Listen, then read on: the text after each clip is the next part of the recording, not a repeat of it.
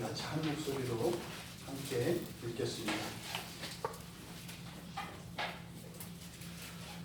요셉이 시종하는 자들 앞에서 그 정을 억제하지 못하여 소리질러 모든 사람을 자기에게서 물러가라 하고 그 형제들에게 자기를 알리니, 같이 읽습니다.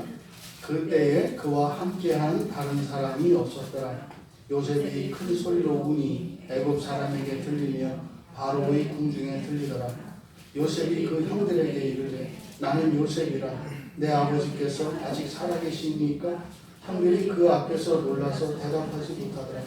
요셉이 형들에게 이르되 내게로 가까이 오소서. 그들이 가까이 가니 이르되 나는 당신들의 아우 요셉이니 당신들이 애굽에 판 자라.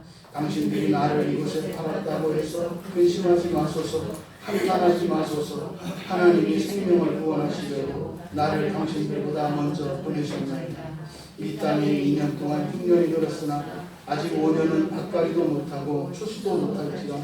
하나님이 큰 구원으로 당신들의 생명을 보존하고 당신들의 후손을 세상에 주시려고 나를 당신들보다 먼저 보내셨나니, 그런즉 나를 이리로 보내기는 당신들이 아니요 하나님이시라. 하나님이 나를 바로에게 아버지로 삼으시고 그 온 집의 주로 삼으시며 애굽 온 땅의 통치자로 삼으셨나이다. 당신들은 속히 아버지께로 올라가서 아뢰기를 아버지의 아들 요셉의 말에 하나님이 나를 애굽 전국의 주로 세우셨으니 지체 말고 내게로 내려오사 아버지의 아들과 아버지의 손자들과 아버지의 양과 소와 모든 소유가 고센 땅에 머물며 나와 가깝게 하소서. 흉년이 아직 5해가 있으니 내가 거기서 아버지를 봉양하리이다. 아버지와 아버지의 가족과 아버지께 속한 모든 사람에게 부족함이 없도록 하겠나이다 하더라고 전하소서. 당신들의 눈과 내 아우 베냐민의 눈이 보는 바 당신들에게 이 말을 하는 것이 내 입이라. 당신들은 내가 애굽에서 누리는 영화와 당신들이 본 모든 것을 다 내 아버지께 아뢰고 속히 모시고 내려오소서 하며 자기 아우 베냐민의 목을 안고 우니 베냐민도 요셉의 목을 안고 우니라. 요셉이 또 형들과 입맞추며 안고 우니 형들이 그제서야 요셉과 말하니라. 아멘. 잠시 기도하겠습니다. 진리의 성령님, 하나님 말씀을 듣기 원합니다. 아버지 하나님 앞에 나와싸우니 사랑하시는 주의 자녀들에게 저희들의 마음을 열어 하나님의 말씀이 들려지게 하시고 믿음으로 받아들여지며 깨달아 저희들의 생명이 되게 하여 주시옵소서. 예배 가운데 역사하는 어둠의 권세들을 물리쳐 주시고 거룩한 영으로 이곳 가운데 충만으로 임재하여 주셔서 이 시간 성령 안에서 진리로 하나 되어지는 이 시간 되게 하여 주시옵소서. 예수님의 이름으로 기도하옵나이다. 아멘. 끝이 좋으면 다 좋다. 여러분들이 올해 한 해를 보내며 이렇게 거룩한 주일로 하나님을 예배할 수 있는 이것이 얼마나 복되고 얼마나 영광스러운 것인가. 그 감격과 그 기쁨에 하나님께 마땅히 감사로 돌려지기를 바랍니다. 오늘 설교의 제목은 하나님의 꿈입니다. 근데 우리가 읽은 45장의 시작은 우는 이야기가 나옵니다. 하나님의 꿈이 과연 우리가 우는 것이었을까요? 이 울음과 관계되어서 있는 하나님의 꿈. 하나님의 꿈이 이루어지기까지 하나님께서는 요셉을 통해서 많은 생명을 구원하시려고 하셨습니다. 그 계획을 요셉에게 꿈으로 보여주셨죠. 요셉은 요셉 나름대로 그 꿈에 대한 이해가 있었고 또 그 꿈을 형들과 아버지에게 말씀을 드렸을 때 하나님의 꿈에 대한 그 이야기를 듣고 그 형들은 동생 요셉을 팔아버리는, 그래서 정말 파란만장한 인생을 살아야 했던 그런 요셉의 인생의 이유가, 그 원인이 하나님의 꿈이었습니다. 형들에게 버림을 받았고 그래서 미디안 상인들에게 팔려서 애굽의 노예로 갔습니다. 그것도 모자라서 또 가장 치욕스러운 그 치안이라고 하는 그 파렴치한 죄명으로 누명을 뒤집어 쓰고 감옥에 갇히는 정말 이런 비극적인 인생을 산 사람도 없을 겁니다. 하지만 그렇게 그의 요셉의 인생에는 정말 사람이 감당하기 어려운 인생 역전이 있었습니다만 늘 하나님이 함께 하셨습니다. 하나님이 늘 함께 하셔서 그 어려운 가운데 정말 하나님께서는 언제나 그를 구원해 주셔서 노예로 팔려가서는 오히려 노예로 팔려간 그 집에 가정 총무가 되어서 정말 상속자보다도 더한 권세를 누리는 그런 자리에 있었고, 또 누명을 쓰고 감옥에 가서 있을 때도 이것은 죄수라기보다는 오히려 그 간수장이 가장 총애하는 그 안에 있는 간수보다도 더 높은 자리에서 더 권세를 가지고 그렇게 생활하게 되었습니다. 급기야 이제는 애굽의 바로에게 발탁이 되어 이제 총리가 되고, 그리고 이제는 애굽 백성들뿐만 아니라 가나안 백성, 고대 근동의 모두를 살릴 수 있는 그 하나님의 지혜를 가지게 되어서 이제 바로 아래 이제 애굽의 총리가 되었습니다. 이 본문에서는 정말 사람의 기쁨과 슬픔, 그리고 이런 성공과 실패, 그리고 기대와 좌절, 음모와 이런 구원의 손길들이 계속 교차하면서 매우 극적인 그런 순간들이 유난히 많이 나타나는 기사가 이 요셉의 스토리입니다. 우리가 읽은 45장의 15절까지 이 내용은 이제 요셉과 형들이 이제 재회하고 회복되는 그런 장면을 기록한 것입니다. 그 과정에서 묵은 감정들이 싹 풀리고 오해들이 벗겨지고, 또 심지어 예전에는 그들 스스로 알지 못했던 자신들이 가지고 있는 서로에 대한 그런 형제간의 우애가 회복되어지는 따뜻한 기사입니다. 이제 한 해를 보내며 정말 이 마지막 주일에 주시는 하나님의 위로와 소망이 여러분들의 올해 한 해, 더 나아가서 여러분 인생 안에 있었던 모든 묵은 감정들이 풀려지기를 원하고, 막혔던 관계, 그리고 막혔던 여러분의 인생의 그런 꿈들이 다시 시작되어지는 오늘 주일이 되기를 진심으로 축복합니다. 42장에서부터 45장까지 이제 우리가 여러분들이 어제 읽으신 것을 전제로 하고, 이 42장에서 45장까지 보면 요셉이 3번 울음을 웁니다. 우리나라에서도 남자는 3번 운다고 그랬어요. 근데 요셉이 45장까지 3번 웁니다. 물론 뒤에 46장에 가면 한 번 더 웁니다. 이 3번의 울음은 특별한 의미가 있습니다. 설교의 제목을 하나님의 꿈이라고 말씀을 드렸는데, 이 요셉의 이 울음들을 통해서 하나님의 꿈이 하나하나 실현되어 가는 것을 우리가 보게 됩니다. 첫 번째 울음은 42장입니다. 여러분 42장으로 가보시면 요셉이 총리가 되고 난 이후에 이제 애굽과 고대 근동에 아주 혹독한 가뭄이 있었습니다. 그러니까 이집트죠. 지금으로 말하면 이집트는 물론이고 그 건너편에 있는 사우디아라비아, 또 이스라엘에서 이란, 이라크 하는 이 고대 근동 전체가 아주 대가뭄이 왔습니다.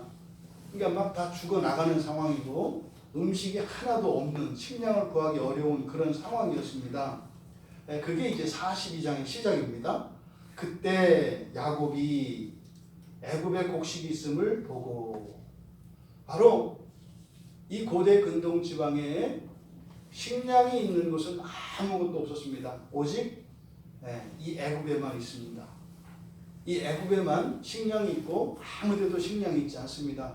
근데 그 일은 하나님께서 하신 일이고 그 일에 요셉이 쓰임을 받은 겁니다. 그래서 아버지 야곱이 이제 그 아들들을 애굽으로 보내서 식량을 사오도록 이야기하는 그 내용입니다.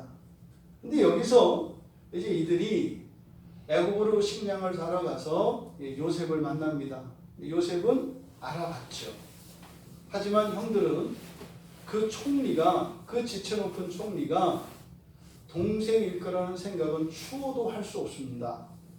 자신들이 노예로 팔아버렸기 때문에 뭐 지금은 이미 나이가 30이란 말이에요. 30의 총리가 됐기 때문에 요셉이 팔려갔을 때는 17살입니다. 최소한 13년.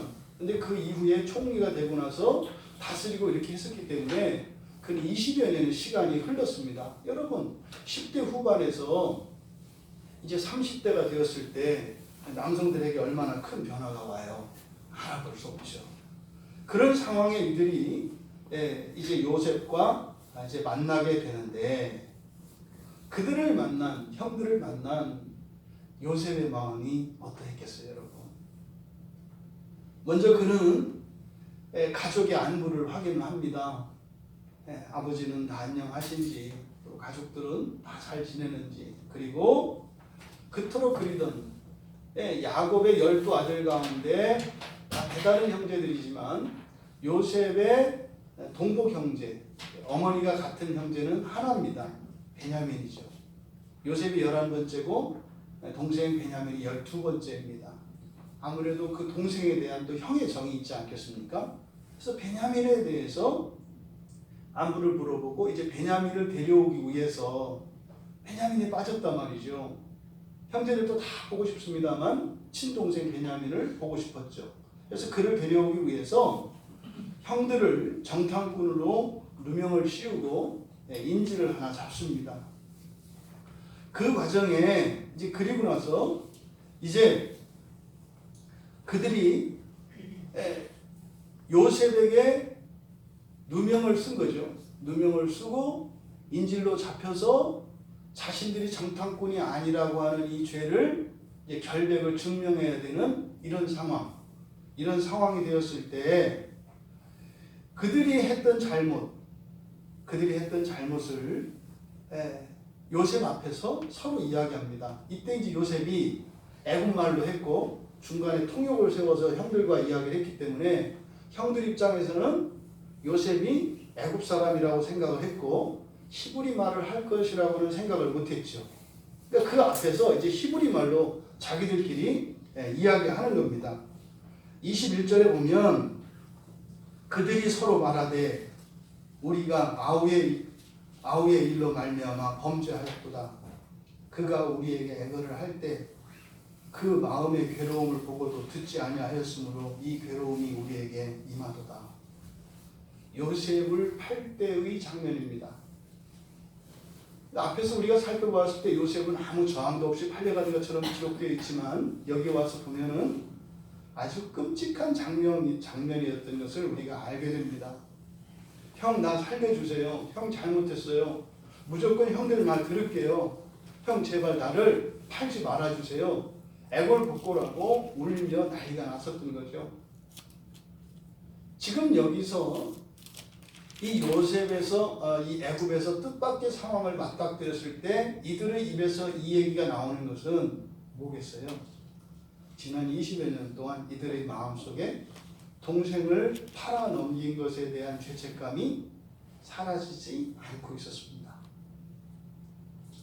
20년의 기간 동안 그 동생을 팔아버릴 때 그 동생이 울부짖던 그때의 장면을 잊을 수가 없었습니다.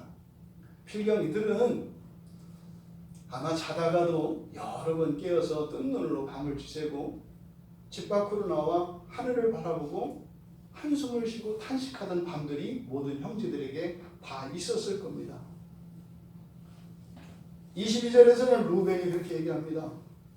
그 그 아이에 대해서 죄를 짓지 말라고 하지 아니하였더냐. 그래도 너희가 듣지 않더니 그 핏값을 이제 치르게 되었다. 이 이야기를 이 형제들은 요셉이 전혀 못 알아들을 거라고 생각을 합니다. 그런데 요셉은 다 알아듣지요. 형들이 자신들이 과거에 했던 잘못을 반성하고 회개하는 이 과정에서 요셉이 도저히 이제는 견딜 수 없었습니다.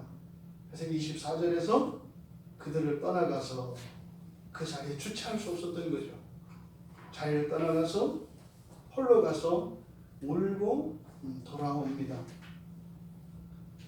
이렇게 이 울음의 첫 번째 울음의 원인은 형들의 회개입니다. 여기에서 어떤 일이 일어났겠습니까? 용서가 일어났겠죠. 용서가 일어난 겁니다. 요셉은 요셉 나름대로 그동안 형들에 대하여 그 형들의 그 잔인무도한 그런 행위에 대하여 원망과 미움이 분명히 있었을 것입니다. 그런데 형들이 뉘우치는 그것을 보고 이제 요셉의 마음속에 평화가 찾아옵니다. 과거에 형들이 했던 그 행위들이 이거는 너무나 비인도적이고 인간적이지 않은 그런 일이었지만 하나님께서 요셉의 마음에 평화를 주세요. 용서를 주는 거죠. 사실상 뒤에 있는 내용들을 보면 요셉 또한 형들에 대하여 미움을 가지고 있었습니다. 왜냐하면 예전에 나는 아버지가 하라고 하시는 대로 시킨 대로 했을 뿐인데 형들은 계속 요셉을 미워했어요. 그러니 요셉이 사실은 이렇게 노예로 미디안 상인들에게 팔리기 이전에도 형들과 요셉 사이에는 미움의 감정이 있었습니다. 그런데 지금 이 순간 이 요셉의 첫 번째 울음을 통해서 형제 간의 장애물이 되었던 모든 악한 감정들이 다 치유되어지고 하늘의 평화가 그리고 용서가 임한 것입니다. 그리고 이제 두 번째 울음은 이제 43장에서 나오는데 요셉이 이제 인질을 잡고 이제 베냐민을 데려오도록 돌려보냈습니다. 근데 이들이 고향으로 돌아가서 아버지 야곱에게 시몬이 잡혀있는 이야기를 인질로 잡히게 된 얘기를 합니다. 이차저차 해서 우리가 결백을 증명하지 않으면 아버지 시몬이 죽게 됩니다.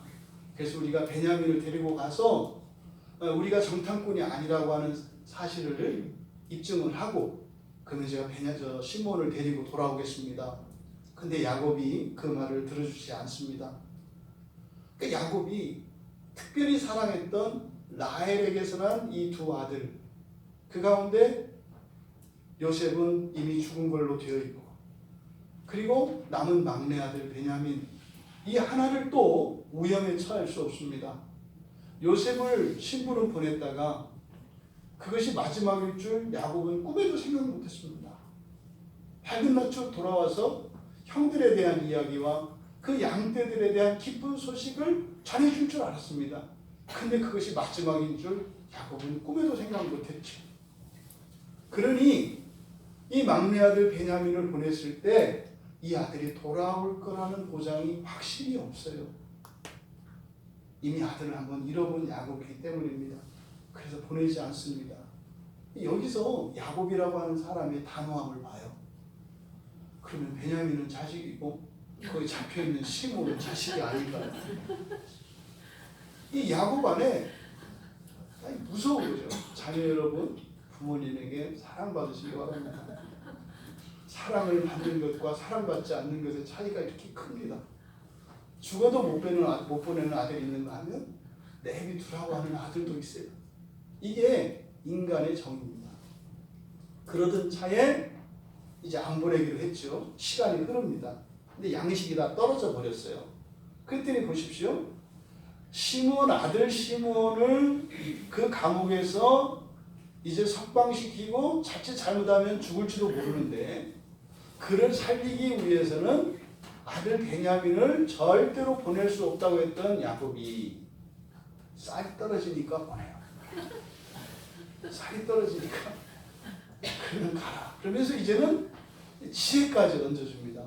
선물도 가져가고 또 이제 그 자세한 상황은 아시죠? 거기 이제 돈까지 곡식값을 치렀던 그 돈이 자루 안에 들어와 있어서 돈까지 훔친 것 같은 이런 상황이 재현되었기 때문에 2배의 돈을 가지고 그리고 예물을 가지고 가라. 사실은 목적은 시므온을 구하는 게 아니라 식량이 목적이었습니다. 그렇게 다시 이제 두 번째로 이들이 요셉을 이제 방문합니다. 그런데 요셉의 입장에서는 여러분 생각을 해보십시오. 지금 인질로 형이 잡혀있기 때문에 시몬이 잡혀있기 때문에 얼른 갔다 올 줄 알았습니다. 안 와요.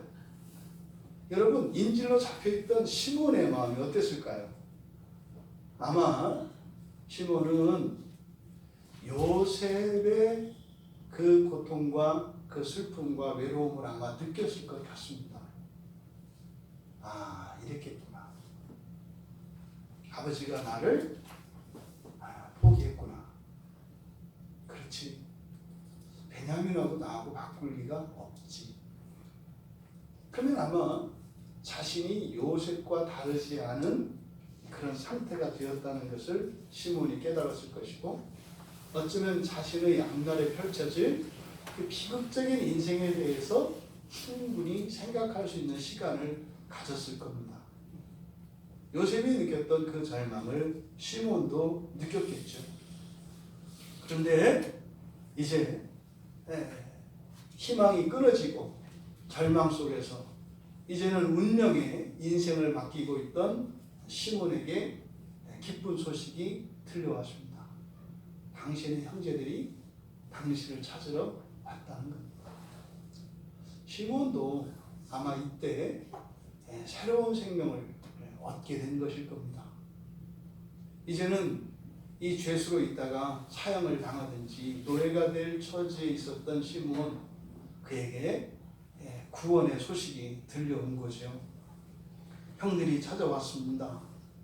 바로 여기서 이제 두 번째 요셉의 울음이 나옵니다.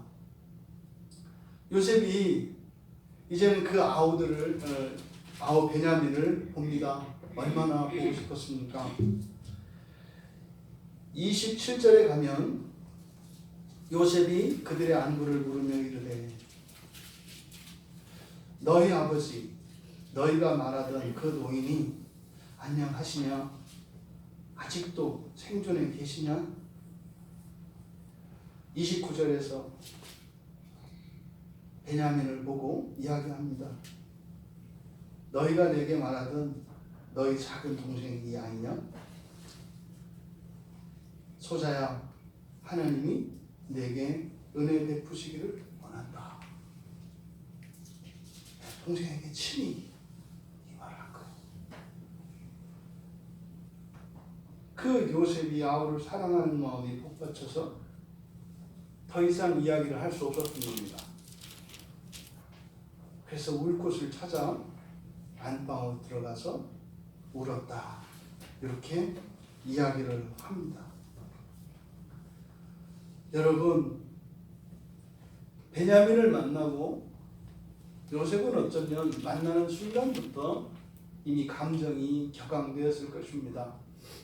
그래서 누르고 자제하면서 아버지의 안부를 물었고 그리고 베냐민을 바라보고 베냐민에게 말을 건네자마자 복받치는 그 감정을 참을 수가 없었을 것입니다. 막상 베냐민을 눈앞에 보고 보니 그 20년간의 그리움과 외로움이 싹 사라지는 겁니다. 언제나 늘 함께 했던 형제처럼 말이죠. 정말 하루가 천년 같았던 그 긴 밤의 숱한 나날들, 그 고독과 외로움에서 홀로 울어야 했던 그 긴 어두운 밤들. 그런데 막상 베냐민을 지금 보고 나니 그런 일이 있었는가 싶은 겁니다. 완전히 다 사라진 겁니다. 여기서 요셉의 마음속에, 자신의 마음속에 있었던 이런 감정의 모든 상처들, 인생의 쓴뿌리들, 그것이 요셉이 베냐민을 만남으로 깨끗이 사라지고 이제는 그의 인생에 기쁨으로 채워집니다. 과거의 그리움이, 그 외로움이 파놓았던 마음의 골짜기를 그 재회로 인하여 그 자리에 기쁨이, 만족이 채워졌습니다. 그러니 지난날의 아픔과 그 이별의 그 고통이 더 이상 요셉의 마음에서 움직이지 않고 이제 오히려 그 자리에 기쁨으로, 그 사랑으로 가득 채워졌습니다. 이게 두 번째 울음입니다. 이 두 번째 울음을 통해서 요셉 안에 있었던 모든 감정들이 치유되어지고 그의 마음속, 그의 인생, 지나간 과거에 대하여 가지고 있었던 의문들, 불만들, 아픔들, 이 모든 것이 회복되어지는 일이 일어납니다. 첫 번째 울음에서 형들과의 관계가 완전히 회복되었고, 이 두 번째의 울음에서 요셉의 내면이 완전히 회복되었습니다. 그런데 지금 여기에 24절과 42장 24절과 43장 30절에 나오는 울었다라고 하는 이 울음, 울다라고 하는 이 단어가 히브리어 바카라고 하는 단어입니다. 바카는 눈물을 흘리며 우는 것을 말해요. 그래서 마음의 슬픔을 겉으로 드러내는 그런 행동, 이것이 울음이죠. 이게 바카입니다. 그러니까 이 바카를 통해서 형제간의 우애가 회복되어지고 요셉의 마음이 회복되었습니다. 그런데 이제 세 번째 울음이 우리가 오늘 살펴본 45장입니다. 이 45장에서 요셉이 마침내 자신의 신분을 고백하는 그런 장면이거든요. 이 44장에서 바로 앞에 44장에서 이제 44장에 있는 내용은 베냐민이 이제 인질로 잡히는 그런 내용입니다.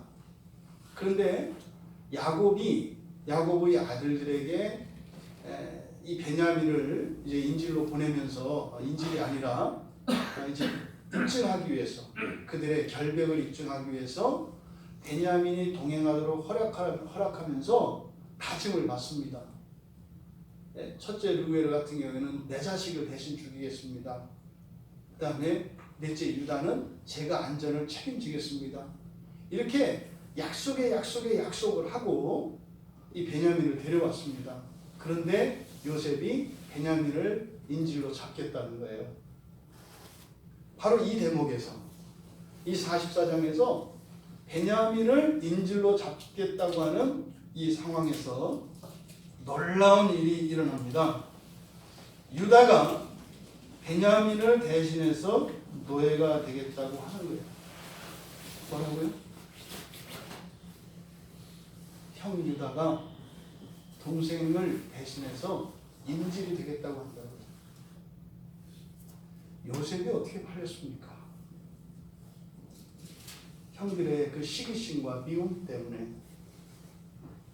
어쩌면 모든 상속을 요셉이 받을지도 몰라 그 재산을 조금이라도 받기 위해서, 자신들의 이익을 위해서 동생을 팔아버렸던 형들입니다. 그랬던 형들이 동생을 대신하여 스스로 노예가 되기를 자청합니다. 놀라운 단어입니다. 자기밖에 모르던 형들이 동생을 죽이려고 하고 노예로 팔려고 하던 형들이 이제는 동생의 그 고난과 동생의 어려움을 대신하겠다고 스스로 자청합니다. 여러분, 놀라운 이야기 아닙니까? 44장 3절에 보면 44장 33절에 보면 유다의 고백이 나옵니다. 이제 주의 종으로 그 아이를 대신하여 머물러 있어 내 주의 종이 되게 하시고 그 아이는 그의 형제들과 함께 올려 보내소서. 그 아이가 나와 함께 가지 아니하면 내가 어찌 내 아버지에게로 올라갈 수 있겠습니까? 두렵건대 죄가 내 아버지에게 미침을 보리이다. 자기를 죽이려고 하고 팔던 형들, 그렇게 액을 복골하고 사정을 해도 무자비하게 팔아넘기던 그 형들이 동생을 대신하여 죽음을 자처하겠다고 하고 동생을 대신하여 이제 노예가 되겠다고 하는 이 장면을 요셉이 바라보면서 이제 여기서 완전히 회복이 됩니다. 이제는 요셉이 가졌던 형제간에 그리고 요셉의 마음속에 있었던 모든 장벽들이 바로 여기에서 완전히 다 사라집니다. 그 증거가 자신의 신분을 고백하는 이야기입니다. 내가 바로 동생입니다 라고 고백하는 이 장면입니다. 이때 요셉이 45장 1절에서 시종하는 자들을 물렸다 그래요. 근데 어떻게 해요? 소리질러 모든 사람을 자기에게서 물러가라 하고, 이 장면은 굉장히 긴장이 아주 고조되는 장면입니다. 애굽의 총리가요 갑자기 소리를 지르는 겁니다. 그리고요 모두 물러가라 이렇게 외치는 겁니다. 그럼 상황은요 굉장히 분노한 것으로 보입니다. 이렇게 높은 권세를 가진 사람이 소리를 지르면 이것은 분노한 거죠. 그러면요 정말 모든 권세를 다 가지고 있는 요셉이 분노하면 어떤 일이 일어나겠습니까? 뭐 사람 몇 죽는 거는 일도 아니죠. 순식간에 시종들이 물러갔을 겁니다. 바로 여기는 굉장히 긴장이 고조되었을 것이고, 이런 요셉의 불호령에 모두 마음은 얼어붙었습니다. 그런데 요셉의 반응은 의외였습니다. 2절에서 요셉이 큰 소리로 울었다. 큰 소리로 울었다. 이때 울음은 울었다 이렇게 되어 있습니다만 큰 소리를 내었다 이렇게 됩니다. 우리말로는 이것을 큰 소리로 울었다 이렇게 의역을 한 겁니다. 여기에 울었다라고 하는 여기에 사용된 히브리어 단어는 콜이라고 하는 단어예요. 콜. 앞에서 울었다 할 때는 바카라는 말을 써서 눈물을 흘린 것을 나타냈는데, 여기에서 울은 것은 콜이라고 하는 단어를 썼는데, 이 콜이라고 하는 단어가 성경에서 의미하는 것은 무엇이냐? 맨 처음 이 단어가 사용된 것은 창세기 3장 8절에서요 아담과 하와가 하나님의 말씀을 거스르고 범죄한 이후에 에덴 동산에서 건인씨는 하나님의 음성을 들었습니다. 그때 그 음성이 바로 이 콜입니다. 주로 하나님께서 하나님의 백성들에게 주시는 그 음성을 이 콜이라고 합니다. 그리고 공교롭게 이것은요 앞에 39장 18절에서 보디발의 아내가 요셉을 고발할 때 남편에게 마치 자기 자신이 하인에게 희롱을 당한 것처럼 너무나 비참하고 억울한 그 아녀자의 간절한 마음을 호소합니다. 그때 보디발의 아내가 외치는 소리, 그 소리가 콜입니다. 지금 여기서 요셉이 우는 이 울음을 이 콜이라고 이렇게 한 것은, 이 울음은 단순한 울음이 아니라 앞에서 있었던 이 두 번의 울음은 사람들의 관계 속에서 관계가 회복되어지는 울음이었고, 또 자신의 내면에 있는 이런 감정들이 치유되어지고 하는 울음이었습니다. 그런데 이 세 번째 이 울음인 콜은 하나님과 사람 사이에서 일어나는 모든 회복을 의미합니다. 이 콜이 하나님의 음성으로도 사용되어지고 또 지상에서 하나님께 외칠 때, 그러니까 하나님과 관계되어지는 그 소리를 바로 나타낼 때, 그러니까 하나님께 말을 할 때 사용하는 말이 이 콜이라고 하는 말입니다. 성경에서 예수님께서 그러셨죠. 땅에서 풀면 하늘에서도 풀린다. 요셉이 앞에 두 번의 울음에서 자신 내면의 상처들과 형제의 관계들을 용서하고 이제 이해하고 다 풀어냈습니다. 그리고 마지막으로 이제 하나님과의 관계 속에서 이 모든 것을 풀어내고 있는 겁니다. 그래서 요셉은요, 그냥 시종들을 물리고 형들 앞에서 목 놓아 통곡하며 웁니다. 그냥 그렇게 하염없이 웁니다. 어쩌면 어린 시절부터 그의 가슴에 쌓여있던 형들에 대한 그 모든 묵은 감정들이 눈물에 씻겨 내려가고 충리가 되기까지 어린 시절부터 지금까지 살았던 자신의 그 모든 인생에 그 억눌렸던 분노, 슬픔, 고독, 두려움, 이 모든 것이 울음소리와 함께 요셉에게서 떠나갑니다. 요셉에게서 나오는 그 울음은 많은 사람들의 가슴에 공명이 되어 울림이 점점 커져갑니다. 이때까지는 어느 누구도 그 영문을 알지 못합니다. 누가 알겠습니까?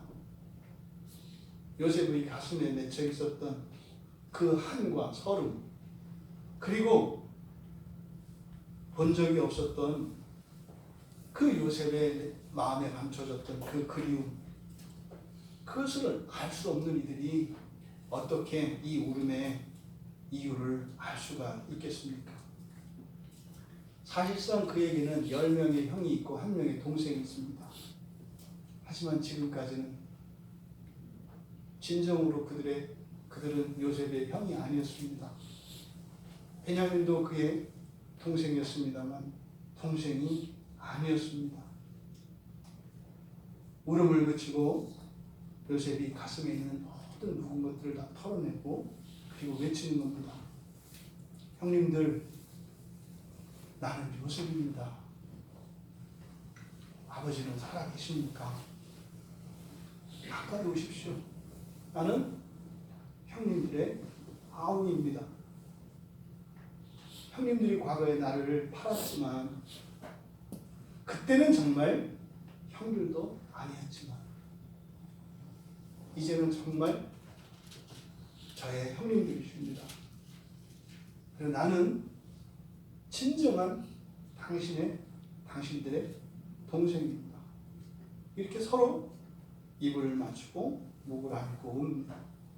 형들도 울고 동생 베냐민도 울고 요셉도 웁니다.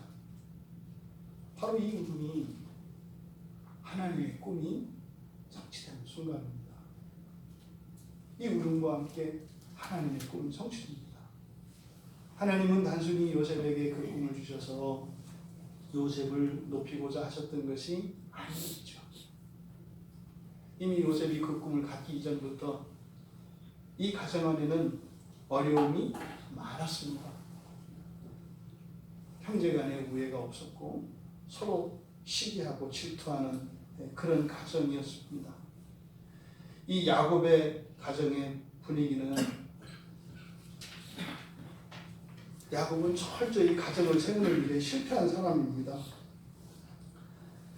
30장 1절에 보면 아내들은 서로 시기합니다. 그리고 10명의 아들들은 요셉을 제외한 그 10명의 아들들은 아버지를 속이고 불순종합니다. 콩가루 집안이죠. 또 장자 르벤은 라헬의 몸종이었다가 야곱의 첩이 된 비라와 통칭을 합니다. 이건 뭐 있을 수가 없는 일이죠. 자매인 레아와 라헬, 그들과 또 이 실바와 이 빌하, 이 몸종들 사이에서 난 자녀들, 이 사이의 관계가 불편한 관계였던 것을 우리가 알 수 있습니다. 그러던 중에 요셉은 야곱이 늦게 라헬에게서 본 아들이었고, 아들 가운데 그래도 믿을 만한 아들이었고 순종하는 아들이었죠. 그래서 그를 편애했습니다. 그래서 심지어 그 상속권을 요셉에게 물려주려고도 했습니다. 하지만 그 야곱의 계획은 다른 열 아들에 의해서 무산됩니다. 오히려 노예로 팔려나갔죠. 야곱은 늘 이 재산 때문에 요셉으로 하여금 형들을 고자질하게 했고, 또 그 일로 인해서 요셉은 형들로부터 미움을 받았고, 그러니 요셉도 형들을 미워할 수밖에 없는, 그러니까 오히려 아버지가 형제들 사이를 이간하는 이런 일들이 있었습니다. 그래서 이 야곱의 가정은 부모 자식 간에 그리고 형제 사이에 서로 신뢰하지 못하고 의심하고 갈등하고 경쟁과 시기심을 가지고 있는 그런 가정이었습니다. 그러니까 하나님께서는 그 가정을 회복시키려고 하신 것입니다. 단순히 요셉 하나만이 아니라 가정 전체를 회복시키시려고 하셨던 것입니다. 바로 이 일을 통해서 가족애가 회복이 되지요.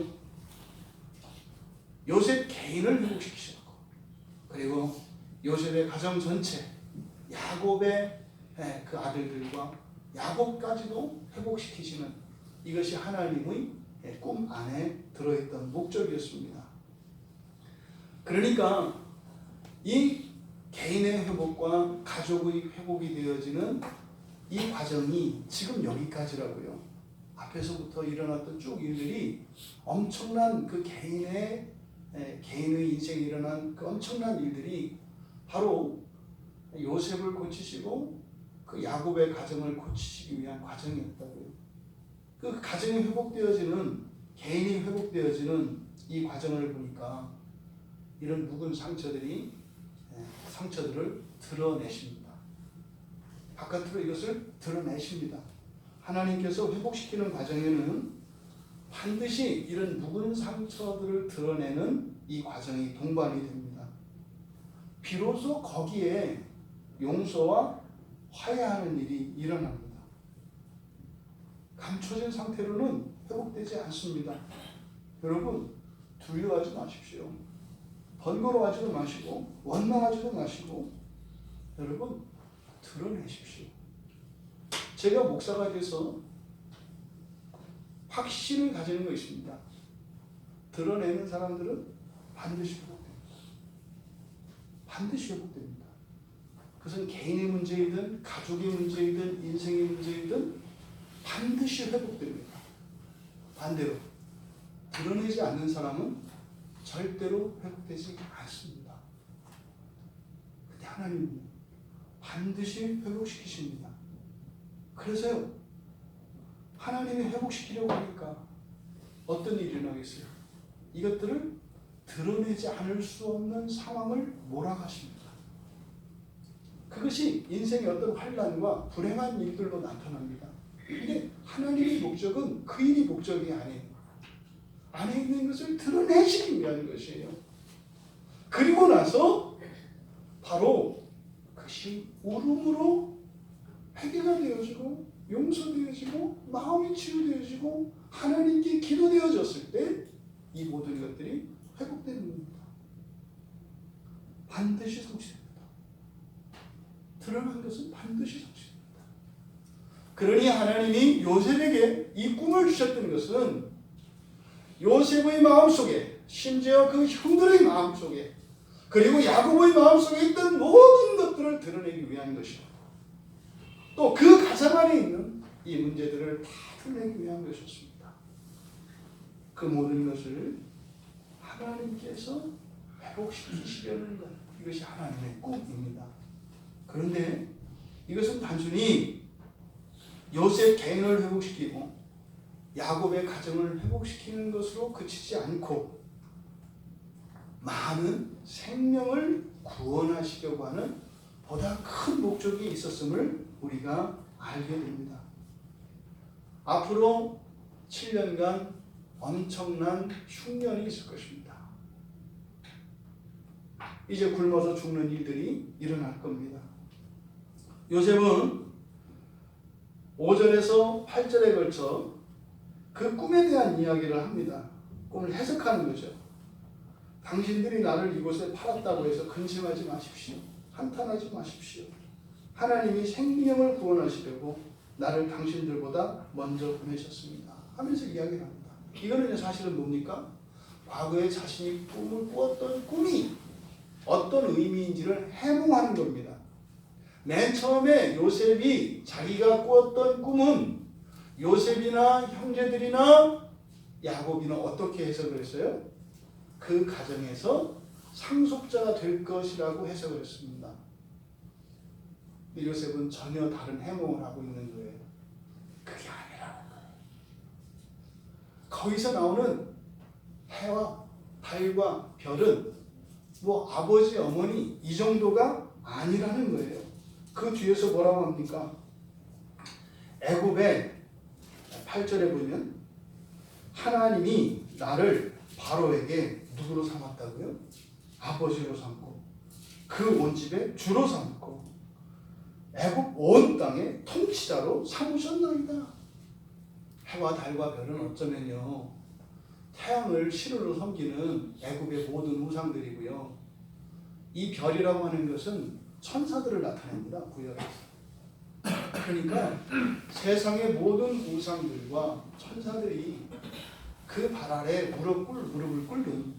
그래서 요셉에게 주셨던 그 하나님의 꿈은 바로 이 세상 가운데 사람으로 오실 예수 그리스도를 통하여 에덴 동산에서 일어난 그 범죄로 인해 이 세상에 들어온 모든 죄를 일소시키고 그 죄로 인하여 우리들의 심령이 상하고 더럽혀지고 우리들의 모든 관계가 균열이 생기고 이 아름다운 창조 세계가 오염되고 부패되어진 이 모든 것을 완전히 회복시키시고 땅에 있는 것이나 하늘에 있는 것이나 모두 그리스도께 무릎 꿇게 하시려고 하시는 놀라운 그리스도의 재창조의 그 구원의 꿈을 요셉에게 보여주셨던 것입니다.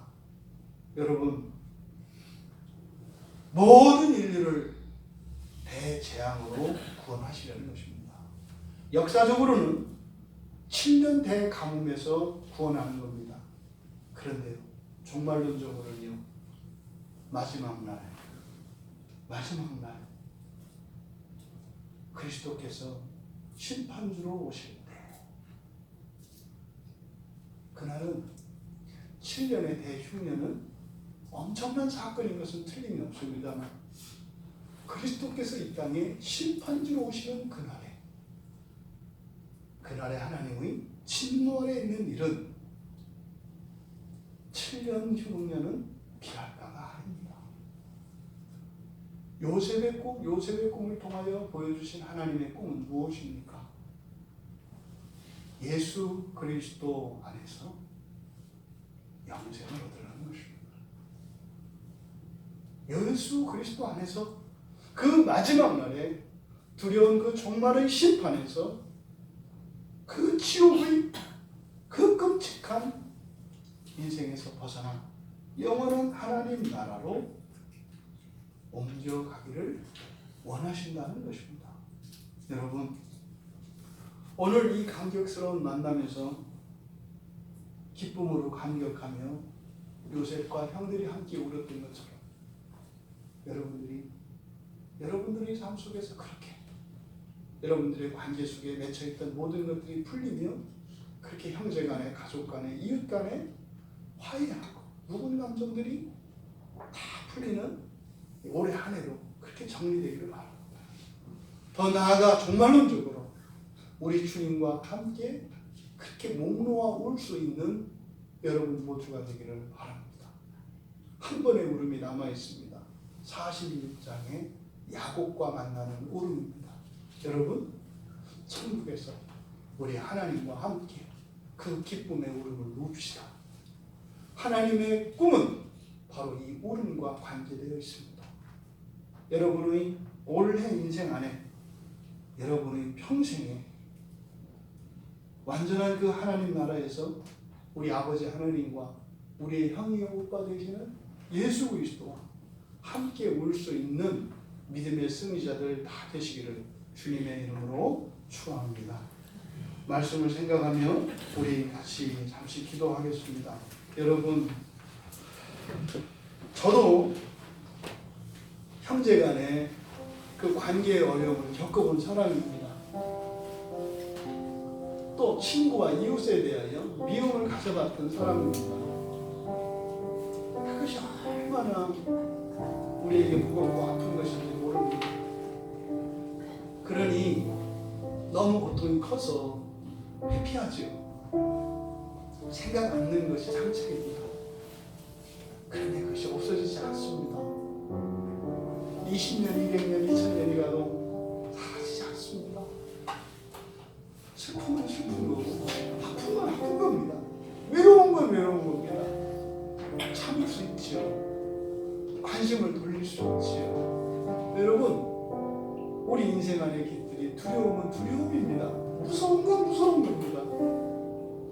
여러분, 뿌리가 꼭 필요한 겁니다. 예수 그리스도 안에 이 모든 근원적인 것들을 해결하시고 구원하시는 능력이 있습니다. 그래서 그리스도께서 십자가에 죽으신 것입니다. 우리 함께 기도할 때 하나님의 꿈이 나에게 이루어지게 하옵소서. 내 안에 묵혀있는, 내 안에 묶여있고 묵혀지고 그리고 막혀있는 모든 것들을 풀어내시고자 하시는 그 하나님의 꿈이 이루어지기를 바랍니다.